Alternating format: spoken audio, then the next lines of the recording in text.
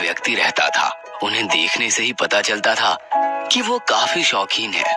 सिर्फ देखने में ही शौकीन नहीं थे, वे काम में भी शौकीन थे। उन्हें फल के बगीचे का शौक था, फूलों का बगीचा हो वगैरह वगैरह। इनमें से उनका पसंदीदा था अलग अलग जानवरों को पालना। इनमें से था भोला उनका एकमात्र सहारा। समय मिलते ही वो उसे लेकर निकल जाते थे। भाविश बाबू उसे अपने बेटे जैसा मानते थे और अपने परिवार का हिस्सा मानते थे। वो जो भी कहते थे भोला वैसा ही करता था। ए भोला, जरा मेरी टोपी ले आ, मुझे बाजार जाना है। अभी लाता हूँ प्रभु। ठीक है, अब वो बैग लेकर मेरे साथ चल। कहाँ? कहाँ क्या, बोला तो बाजार जाना है। ओहो, ठीक है, चलिए चलिए। ऐसे ही भाविश बाबू जहाँ भी जाते भोला को साथ ले जाते थे। एक दिन वो भोला को साथ लेकर चलते चलते जा रहे थे, तभी सामने से एक पागल कुत्ता उनके ऊपर झपट पड़ता है। पहले तो भाविश बाबू डर गए, लेकिन बाद में उन्हें हिम्मत मिली क्योंकि भोला उनके साथ ही था।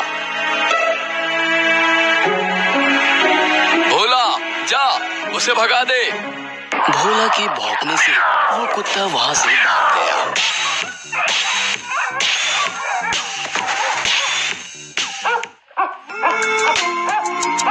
वाह भोला वाह, यही तो चाहिए था।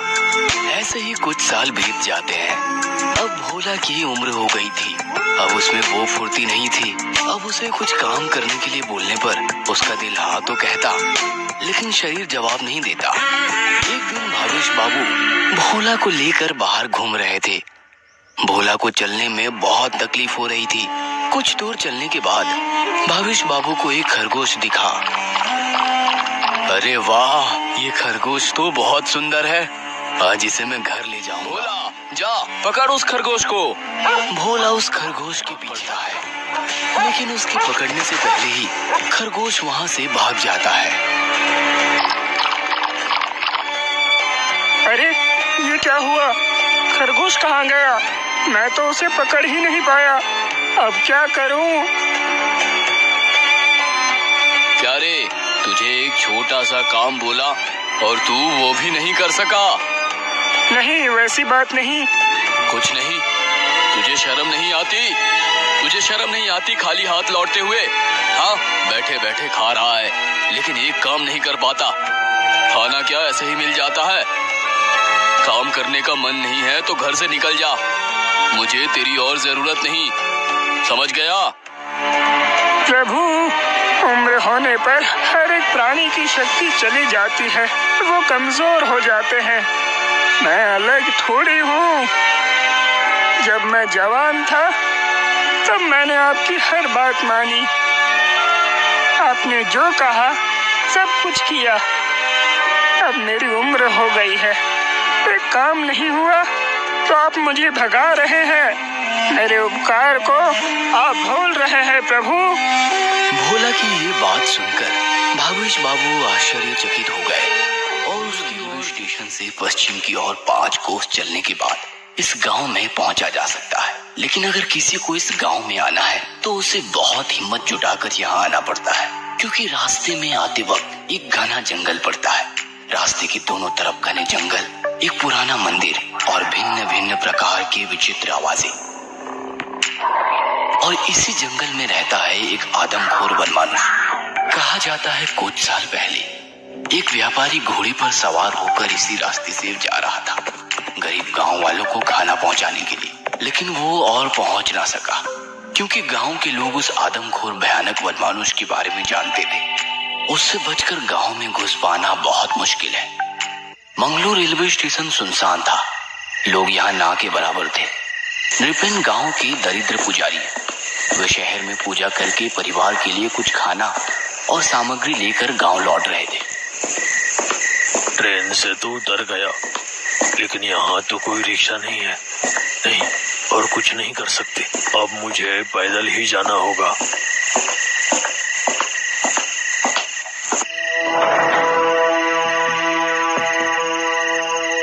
रात के 10 बज चुके थे। चारों ओर घना अंधेरा था। आसमान में बादल गरज रहे थे। बारिश होने वाली थी। पुजारी जी बहुत चिंतित हो उठे। उन्हें पसीने आने लगे। कुछ दूर चलने के बाद पीछे से एक अजीब आवाज आने लगी। पुरोहित जी समझ गए कि वो घने जंगल के आसपास आ चुके हैं और वे विचलित हो उठे।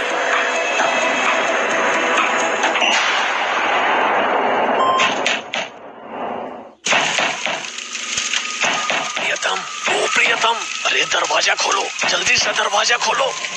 अरे अरे कहाँ हो प्रियतम?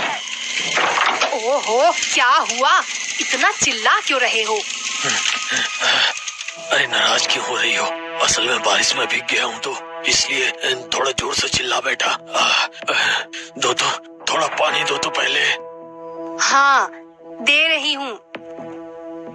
ये लो पानी।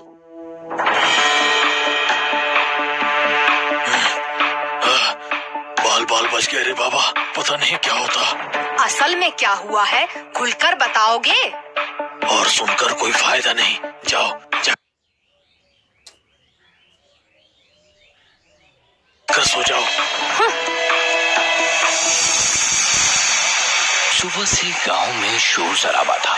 कल रात से गांव के रतन, गोपाल और मेधू बाबू कोई भी लौट कर नहीं आए। घरों से रोने की आवाजें आ रही थी। कुछ देर बाद गांव के सारे लोग पुजारी के घर के बाहर इकट्ठे हुए। पुजारी जी शायद इस बारे में कुछ कह सके, चलो उनसे बातें करते हैं। हाँ, बुलाओ बुलाओ भाई। पुजारी जी जरा बाहर तो आइए, हम सब आपका परामर्श लेना चाहते हैं। आप अभी गांव के वरिष्ठ नागरिक हैं, एक बार बाहर आइए। पुजारी जी, ओ पुजारी जी। क्या हुआ? लगता है मुझे कोई बाहर बुला रहा है। नहीं, जाकर देखता हूँ आखिर बात क्या है। पुजारी जी घर के बाहर आए और गांव वाले चारों तरफ से पुजारी जी को घेर लिए। तभी बगल के घर से पुजारी जी की पत्नी हड़बड़ाते हुए निकली। अरे बाप रे, क्या हुआ? अरे तुम सब ऐसे घेर क्यों रहे हो? क्या हुआ है, कोई बताएगा? पुजारी जी, गांव में रोज कुछ न कुछ घटना हो रही है। एक एक करके कई लोग काम से और लौट नहीं रहे। कल रात ही रतन, गोपाल, मेधू बाबू कोई भी घर नहीं लौटे। आप भी तो कल शहर से आए। लौटते वक्त क्या हुआ था, जरा बताइएगा। मुझे तो कल बोलते बोलते रह गए।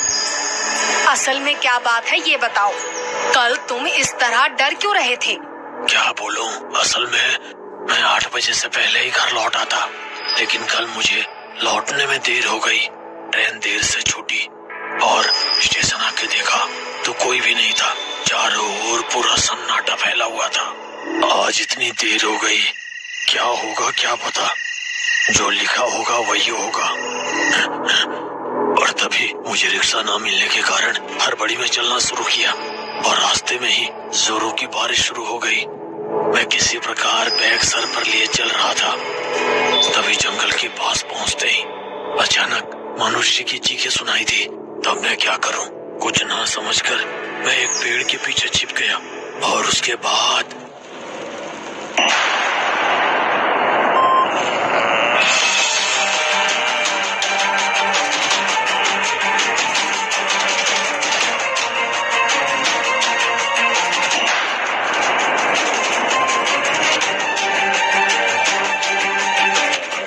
अरे ये क्या, ये तो मेधू बाबू है और रतन भी मूर्छित होकर पड़ा हुआ है।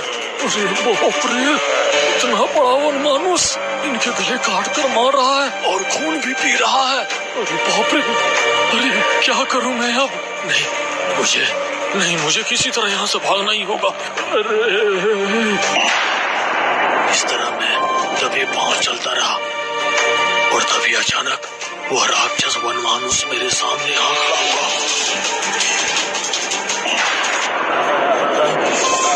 मुझे छोड़ दो, मुझे मत मारो। आप जो बोलोगे मैं वही करूँगा, मुझे छोड़ दो। मैं जो बोलूंगा तू वही करेगा। हाँ, वादा किया, जो कहोगे मैं वही करूँगा। कृपा करके मुझे छोड़ सकता हूँ। क्या सर? मुझे अब हर रोज खाना नहीं मिलता। इसलिए जिस दिन खाना नहीं मिलता उस दिन मुझे भूख से बहुत तकलीफ होती है। तेरा काम है हर रात मेरे पास एक शिकार लाना होगा। गाय हो। रस्सी का एक छोर राका के हाथ में था और वो दूसरे छोर को लेकर एक छलांग में वनमानुष के ऊपर गिर पड़ा और उसे अच्छे से कसने लगा। फिर उसके दूसरे छोर को लेकर पेड़ के साथ बांध दिया। अचानक वनमानुष चीखने लगा। उसके चीखने से पूरा जंगल और अंधेरा दहल उठा।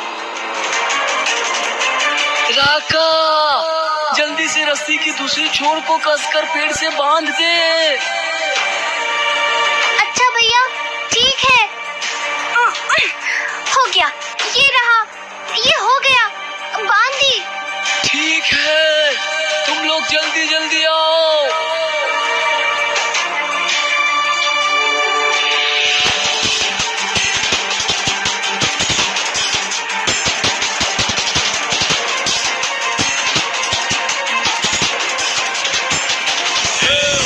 राका बहन की जय हो।